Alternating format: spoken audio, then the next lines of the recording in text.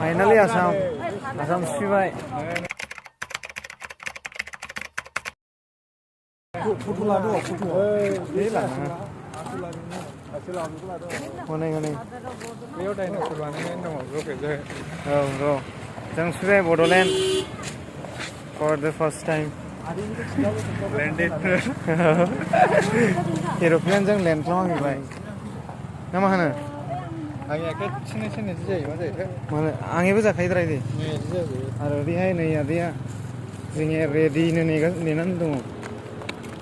Pick up kelam hai. Undulang bay. Akai hand sanitizer nya. Ada ya behan nih kan. Tapi dan cukup lang nih hai. Kongres tangan ni. Betul. Kau ni nak lang. Tuh. Kau lu nak kau? Ai mobile na.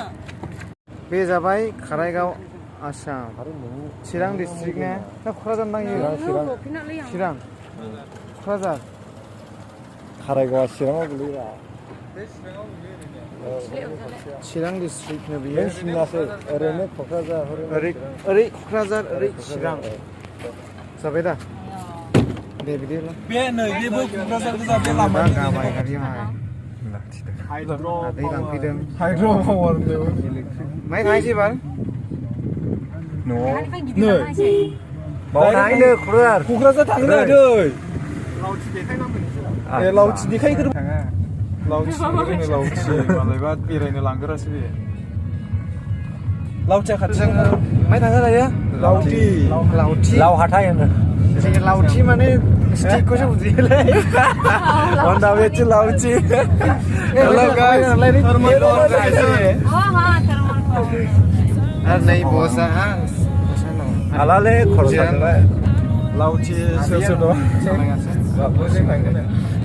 लावथि bridge मै थाङो लावथि दिनै मै थाङो लावथि लावथियाव बेनि जायगा ओमफ्राय माबा चिरां आदै नों ओरै फैदों दा नों बेसेबां फैसा होलाङोलै लाखियोथ' जोंनि माबा इयो मेनथर ओरैहाय आयु आरो जोंनि फाइनान्सियेल फाइनान्सियेल जाबाय बैसागु लाखियो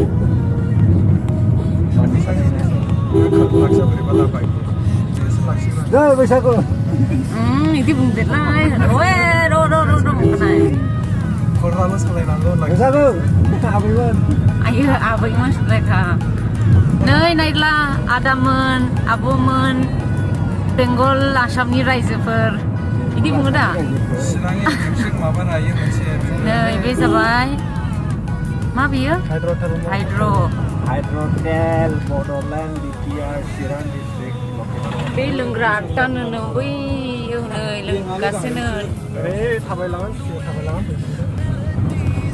लावथि ब्रिज बे जाहैबाय लावथिनि ब्रिज हे गाइस लावथि ब्रिजाव सफैबाय नै आसाम लावथि चिरां डिस्ट्रिक्ट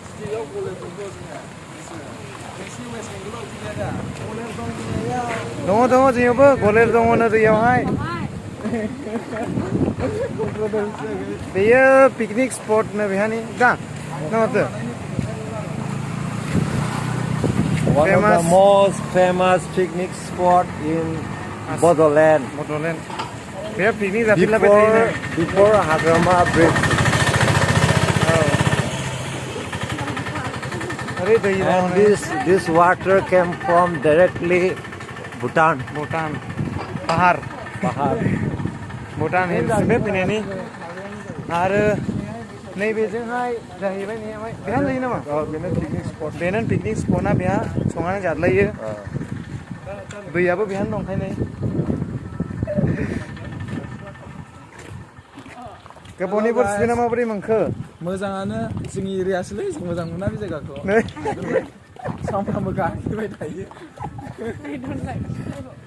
सेसखा बिदिना दिनैयावहाय फैसायानो इसिबां माने गिदिरखौ मोना दाउसिन माने वर्ल्डआवनो बेबायदि माबा दाउसिन गैया दस्रा कान्ट्रिनिफ्राय फैनायनिसो नंगौ दस्रा कान्ट्रिनिफ्राय फैनायनि रा मा मा गिदिर मोनखांबाय माहाय बेयावहाय मा बिदै माबा दाउसिननि बिदैरा गिदिरनो माने दै फैदों आरोखि ना बैयावहाय बै जायगायाव अस्ट्रिच पाक औ बेबायदि ओमफ्राय साइन्टिस्टफोर फैगुलायदोंमोन आदसा माहायनि साइन्टिस्ट ओइ आउट कान्ट्रिनि आउट कान्ट्रिनि साइन्टिस्टफोर फैदोंमोन दाउदै गेट गेट होननानै माहाय माहायथो माहाय बे दैयावनो मोनदोंलै ए बे दैयावनो बे दैयाव नै बेयावनो मोनदों बेयावना बैयाव मोनथाय जिखुनु जा जायगाया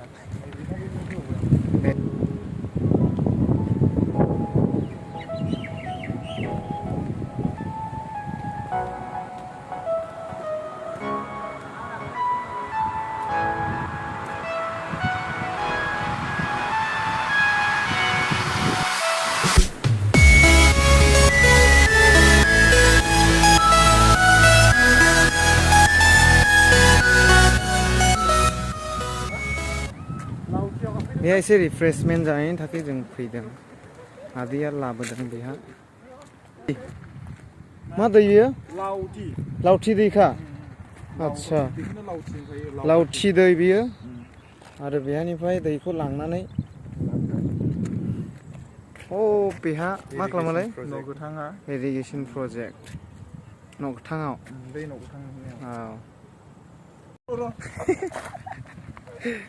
मायदि बाहोनो हानाय नोंखौहाय ना बे गयाखौसो बाहो दे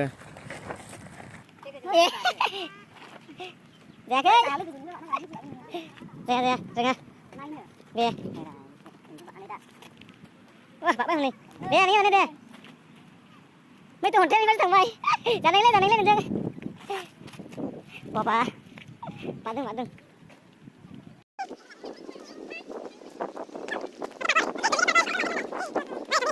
ओरै जाहैबाय वेस्ट बेंगल सिद्दा जाहैबाय क'क्राझार जों मारै फैया ओरै गुवाहाटी बङाइगाव ओरै दै दहाय जों बेजों फैयानो बेजों फैदों एबार दायो नै बेजों थांसै क'क्राझार बेखौ खिन्थादो बैखौ बे मामोनलाय फादार अफ बड' फादार अफ बड' बड'नि नामा मालाय बड'फा दैमालु दैमालु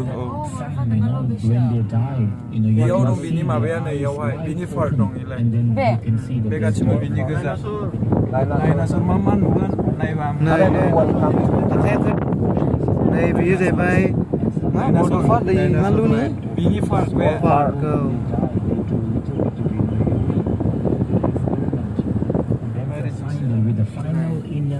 Kokrajhar town LIC of India terlepas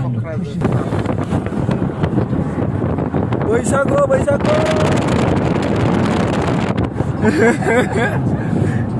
बैसागु हाग्रामानि क्रेसार मेसिन नैयावहाय दं हाग्रामानि अन्थाइ बाख्रिफ्रा गाख्रेबग्रा बेलाय नै बड'लेण्ड माबा सेक्रेटारि हाउस नै बेजों हाबनांगौ नै मेन गेटआ नै बेलाय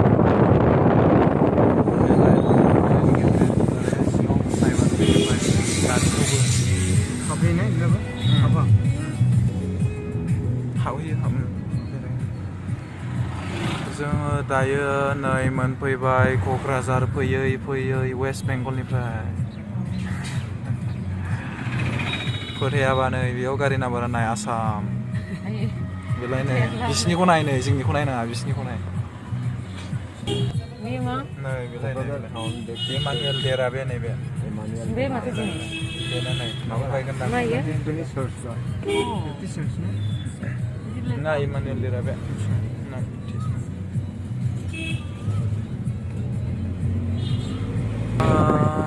सो गाइस नोंथांमोना नायलांबाय थादो जोंनि भिडिअखौ बेखौनो बुंलाय थिखायो आं थांगोनसै क'क्राझार टाउनाव नैबे UN एकाडेमि नै UN एकाडेमिया नै बे जोंनि बड'फोरनि स्कुल बे मोनसे बेयाव कलेजबो दं कलेज माने बड'लेण्ड रादाबनि अफिसार थाबाय आब' बेलाय नै बे जाहैबाय क'क्राझार टाउननि बिशाल मार्केट बेयाव दाम खमावनो मोननाय जायो बाय वान गेट वान मोनग्रा दिदि नै बे बाय वान गेट वान मोनो बेयावनो बिशाल मार्केटआव दिदि फैसा गैयाबा 100 थाखानिबो नों गस्ला गांनै लांनो हायो बेयाव बुस्थुआव मिथिबाय नै बे बड'लेण्ड हटेल बेयाव एसे माबा मा होनो एम्फौबो मोनजालाबायो नै बेजों थाङो जाहैबाय अभार ब्रिज बेजों थांबा मोनहैयो अभार ब्रिज लाइन फ्लाइअभार मोनहैयो नै बेजों ओमफ्रायो नैबे इन्डियान अइल बेयाव दङ ओमफ्राय नै बे जाहैबाय आमुल नै बेजों गौरां थांनोसै जों दायो नोंथांमोना नायलांबाय थादो गौरां पार्क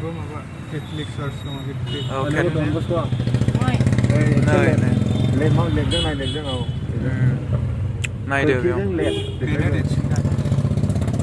नै बेयावहाय केथलिक चार्च दं र' नोंसिनो दिन्थिगासिनो थाबाय दा मेथाइ नै इयावसो र' इयावसो नै मोनसिगोन र' मोनसिगोन औ र' मोनसिगोन नै बेलाय नैबे क'क्राझाराव नैबेनो देरसिन केथलिक चार्च बेलाय नैबे फैखांबाय नों दिजे बे जाहैबाय केथलिक चार्च बेनोसै बेलाय नोंथांमोना फिसाफोरखौ बेयाव सोफैनोबो हाबावगोन थाखा फैसा दङबा वेस्ट बेंगलनिफ्राय बिसोर जाहैबाय टाउननि बर'फोर क'क्राझार टाउननि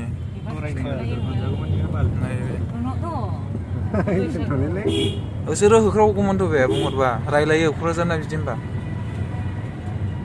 जौलै फाग्लासो बिदियावनो जिज्लाबायजोबो दा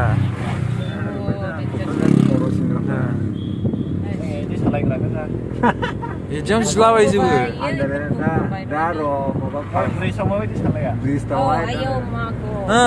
बे बेलासियाव दा इयाव माबायाव फार्कआव थानानै लामायावल' गल'ल' नायबाय था माबायदि देखायो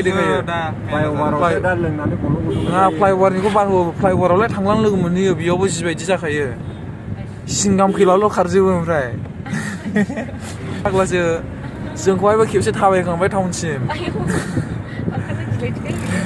गारि लेखा गैयामोन रा लाबोनो बावदोंमोन जों नोंथांमोना नायनो हागोन नायनाय बैजों माबा दंमोन मा होनोमोनलाय बैखौबा ओइ जोंनिया बैयो बैलाय बै बिल्डिङा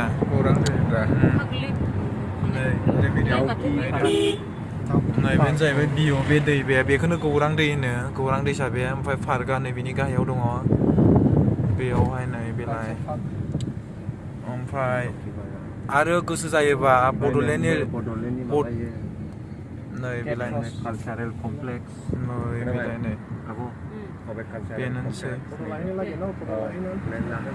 दिनैहाय माबा हाबनो मोननाय नङा माने बैसागु जादों नालाय बड'लेण्डआवहाय आसामावहाय बेनिखायनो दिनैहाय माबा हानाय नङा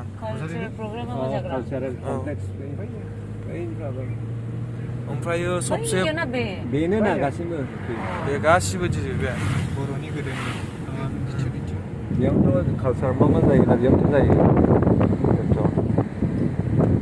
कालचारेल प्रग्राम जानानै नोंसोर इउटुबाव नुलाबायो दा बेखौनो जाजोबो गासिबो ओरै थाङोबा थांनानै बेजों माबा टि मोनहैयो टि गार्डेन क'क्राझारनि बे सबसे देरसिन ओरैहायनो बेनिफ्राय जेरावबो गैया नै बेलाय नै रियेलिटि मोनसिगोन नै रियेलिटि स्कुल सोफैनो गोसोबा सोफैनो हागोन जा मोजां फोरोङो खिन्थु लाक्जारि स्कुल एलाय नै बेलाय एलाय दा रियेलिटि पाब्लिक स्कुल दा रियेलिटि गोसो बायदि मोजां एसे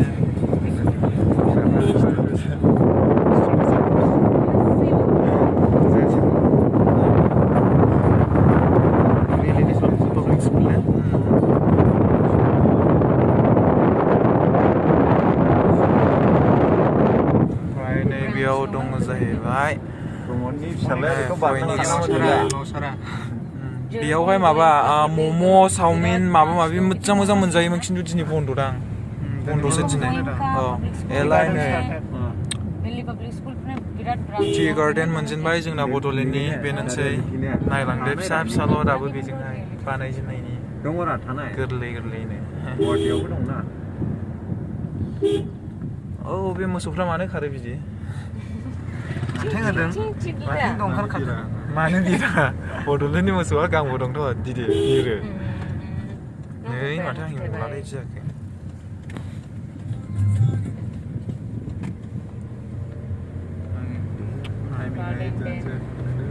साहा बागाना नाय दं नै आसामनि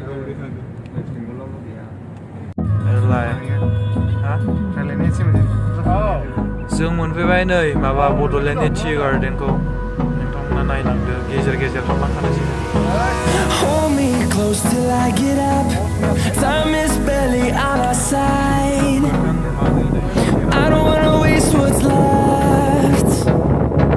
The storms we chase are leading us, and love is all we'll ever trust. Yeah, no, I don't wanna waste what's left. And on we'll go through the wastelands, through the highway. नाय बोरैबा जाबाय दा बेयो खारजोंहाय आदै लांफैदों मादैमोन मा होनो भिखारि इदिखि बिदिलै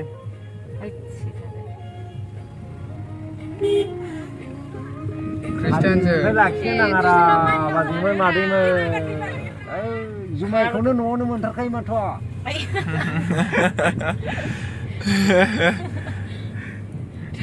Cristiano mandanggo senengku ma Cristiano mandanggo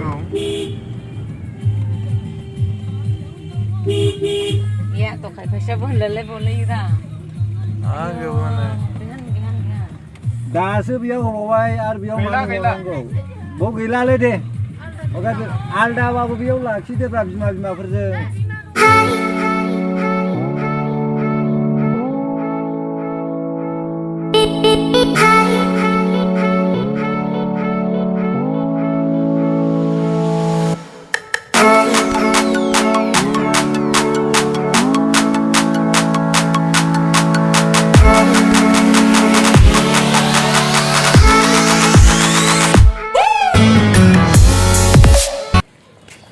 First time Kokrajhar. Finally, we are back in Assam. एफा गोजौ जाद्रायोदा मानसिया मानसि एफा गोजौ गोजौ जायो ने ओमफ्रायनो जों थिफ्रा थिफ्रि थालांलाबायो And now we are roaming around. Kokrajhar town बे गारिजोंहाय गुवाहाटी थांजायोनो माथो गुवाहाटी होनोलाय Direct Guwahati थांग्रा अरे बहाय गुवाहाटी थांग्रा गोजा गुवाहाटी ओइ थांलायो गुवाहाटी गुवाहाटी क'क्राझार बेलाय नै गुवाहाटी टु क'क्राझार थांनो गोसोबा फैदो आरो थांनो हागौ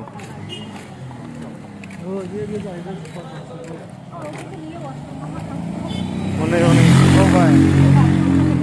साखावबाय ओमफ्राय दा दि आं जों थांनांगौ जायोब्ला आं बेयाव फैफिनांगासिनो क'क्राझार टाउन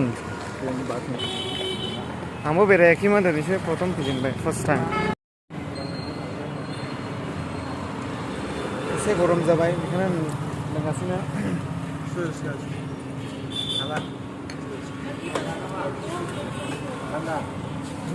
गरम गागां गुदुं 100 सेलसियासनि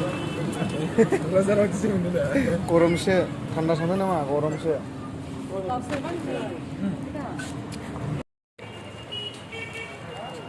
नै बेरायगासिनो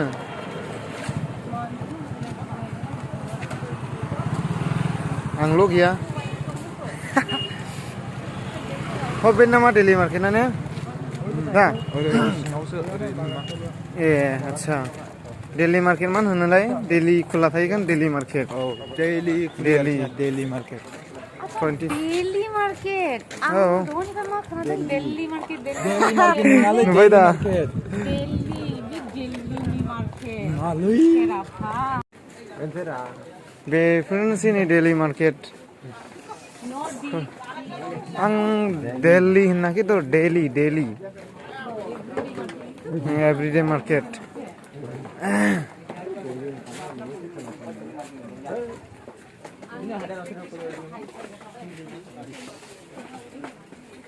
नै जुथानि दखान सेन्देल लानो गोसोबा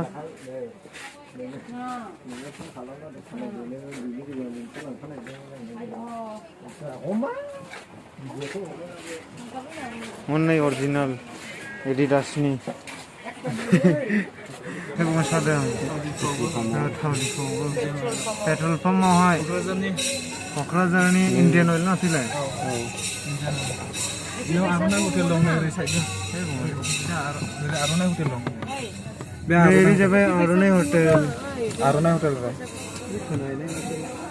बे जाहैबाय आर'नाइ हटेल बे भारत पेट्रलियाम बे थाव सोगासिनो आरो बिदिहाय इन्जय लागासिनो दं बैसागु 81 नाव ने थावनि दामाबो खम जागासिनो दङ 87 डिजेला 81 रा जै बैसागु पेट्रला जै बैसागु